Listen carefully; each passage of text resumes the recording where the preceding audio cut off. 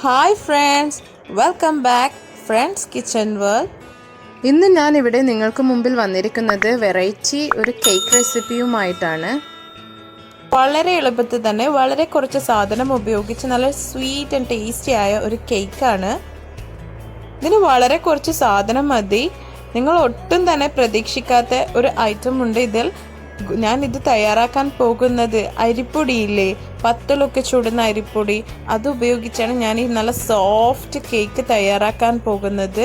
ഇതിന് മൈദയോ ഗോതമ്പോ ഒന്നും തന്നെ ആവശ്യമില്ല. അതുപോലെ തന്നെ നമുക്ക് വളരെ കുറച്ച് ടൈം മാത്രം മതി ഈ കേക്ക് ഉണ്ടാക്കിയെടുക്കാൻ. ഇത് ഞാൻ ആവിയിലാണ് വേവിക്കുന്നത്. വെറും ഒരു 15 മിനിറ്റ് കൊണ്ട് നമുക്ക് ഒരുപാട് കേക്ക് തയ്യാറാക്കിയെടുക്കാം. ഇതിനാവശ്യമായി വളരെ കുറച്ച് സാധനം മതി. ആദ്യം തന്നെ നമുക്ക് മിക്സിയുടെ ഒരു ജാർ എടുക്കാം. അതിലേക്ക് നമുക്ക് 8 ടേബിൾ സ്പൂൺ പഞ്ചസാര ചേർത്ത് കൊടുക്കുക. 8 ടേബിൾ സ്പൂൺ എന്ന് പറയുമ്പോൾ ഏകദേശം ഇതുപോലത്തെ ഒരു കപ്പിലാണ് ഞാൻ അളവെടുത്തിരിക്കുന്നത്. ഇനി നമുക്ക് ഈ പഞ്ചസാര നന്നായി ഒന്ന് പൗഡറാക്കി എടുക്കണം. നല്ലപോലെ പൊടിയണം.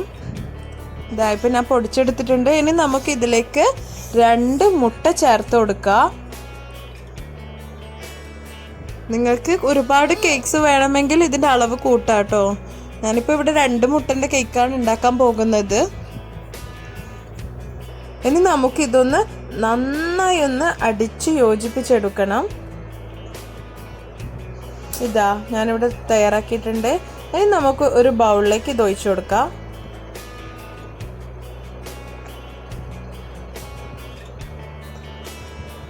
ഇതിലേക്ക് നമുക്ക് മറ്റ് ഡ്രൈ ഇൻഗ്രീഡിയൻസ് മൊത്തമായിട്ടൊന്ന് ഇട്ട് കൊടുക്കണം.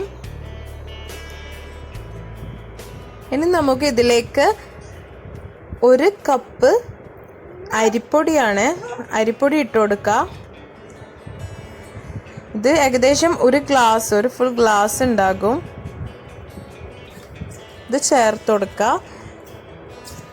ഞാനിപ്പോൾ ഇതിലേക്ക് ഓരോരോ ഇൻഗ്രീഡിയൻ്റ് ആയിട്ടാണ് ചേർത്ത് കൊടുക്കുന്നത്. നിങ്ങൾ ഉണ്ടാക്കുമ്പോൾ എല്ലാം കൂടി ഒന്ന് അരിച്ചെടുത്തിട്ട് ചേർത്താൽ നല്ലതായിരിക്കും.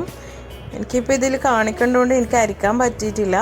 ഇനി നമുക്കിതിലേക്ക് 1/2 teaspoon baking powder, 1/4 teaspoon baking soda, പിന്നെ അത്യാവശ്യം കുറച്ച് ഉപ്പ്, ഇതിനാവശ്യമായ കുറച്ച് ഉപ്പ്, പിന്നെ 1 ടീസ്പൂൺ വനില എസൻസ് കൂടി ചേർത്ത് നന്നായി ഒന്ന് ഇളക്കി യോജിപ്പിച്ചെടുക്കാം. പിന്നെ ഇതിലേക്ക് കുറച്ച് ബട്ടർ മെൽറ്റ് ചെയ്ത് ഒരു 2 ടേബിൾ സ്പൂൺ ബട്ടർ കൂടി ചേർക്കുന്നുണ്ട്. നിങ്ങൾക്ക് വേണമെങ്കിൽ സൺഫ്ലവർ ഓയിലോ മറ്റേതെങ്കിലും വെജിറ്റബിൾസ് ഓയിൽ ചേർത്താൽ മതിയാകും. വെളിച്ചെണ്ണ ചേർക്കാൻ പാടില്ല കേട്ടോ.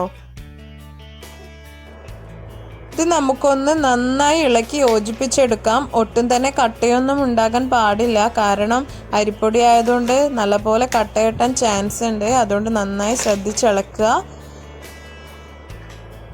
ഇത് തയ്യാറാക്കി എടുക്കുമ്പോൾ നിങ്ങൾക്ക് കുറച്ച് കട്ടി തോന്നുന്നു എങ്കിൽ നിങ്ങൾക്ക് വേണമെങ്കിൽ 1 ടേബിൾ സ്പൂൺ പാല് ചേർത്ത് കൊടുക്കാവുന്നതാണ്.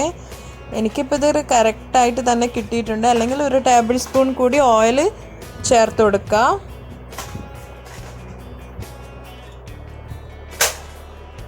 നമ്മുടെ കേക്ക് മിക്സ് ഇവിടെ റെഡി ആയിട്ടുണ്ട്. ഇനി നമുക്ക് ഇതിലേക്ക് കുറച്ച് ടൂട്ടി ഫ്രൂട്ടി കൂടി ചേർത്ത് കൊടുക്കാം. ഇത് വെറും ഓപ്ഷണലാണ്. നിങ്ങൾക്ക് വേണമെങ്കിൽ എന്ത് വേണമെങ്കിലും ഇതിലേക്ക് ഇട്ട് കൊടുക്കുക. എനിക്കൊരു കേക്കിനൊരു നല്ല ഭംഗിക്ക് വേണ്ടിയും ടേസ്റ്റിന് വേണ്ടിയാണ് ഞാനിത് ചേർത്തിട്ടുള്ളത്. ഇനി നമുക്കൊരു പാത്രം എടുത്ത്, ഞാൻ ഇതുപോലത്തെ ഒരു പാത്രം എടുക്കുന്ന അതിൽ ബട്ടറൊക്കെ തടവി നമുക്കിതിലേക്കൊന്ന് ഒഴിച്ചു കൊടുക്കാം. ഇതിൻ്റെ ഒരു 1/2 പോർഷൻ ഒഴിച്ചാൽ മതിയാകും. ബാക്കി ഭാഗം ആവിയിലൊന്ന് വെന്ത് വരുമ്പോൾ നമുക്കത് പൊങ്ങി കിട്ടും. ഇതിപ്പോൾ ഇവിടെ ഒഴിച്ചിട്ടുണ്ട്. ഇത് ഞാനിനി ഇപ്പോൾ ഇഡ്ഡലിയുടെ പാത്രത്തിലേക്കാണ് വെക്കാൻ പോകുന്നത്. ഇഡ്ഡലിയൊക്കെ ഉണ്ടാക്കുന്ന ആവി പാത്രത്തിൽ.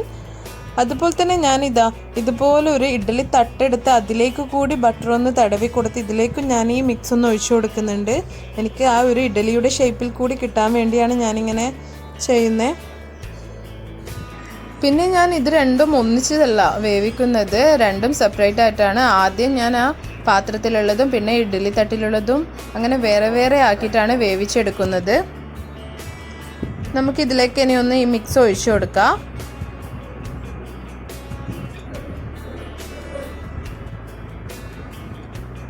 എനിക്കിപ്പോൾ ഇതാ ഇതിലേക്കൊരു 5 എണ്ണവും ആ ഒരു പാത്രത്തിലുള്ള ആ ഒന്നുമാണ് 2 മുട്ട കൊണ്ട് ഞാൻ ഉണ്ടാക്കിയെടുത്തത്. കറക്റ്റ് മിക്സാണ്.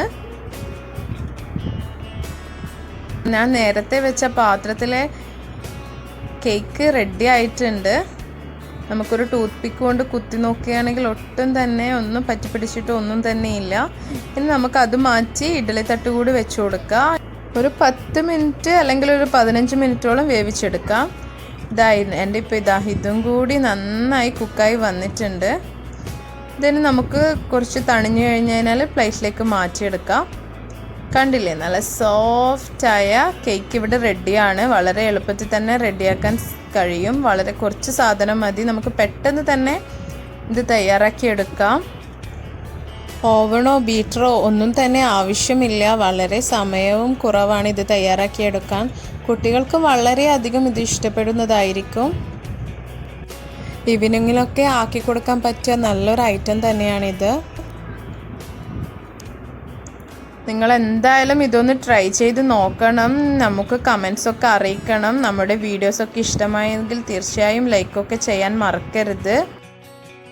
ഇൻഷാ അല്ലാഹ് മറ്റൊരു പുതിയ വിഭവവുമായി നാം വീണ്ടും വരും. അതിനു മുമ്പായി എൻ്റെ ചാനൽ ആദ്യമായി കാണുന്നവരാണെങ്കിൽ സബ്സ്ക്രൈബ് ചെയ്യുക, ലൈക്ക് ചെയ്യുക, ഷെയർ ചെയ്യുക. Thank you for watching.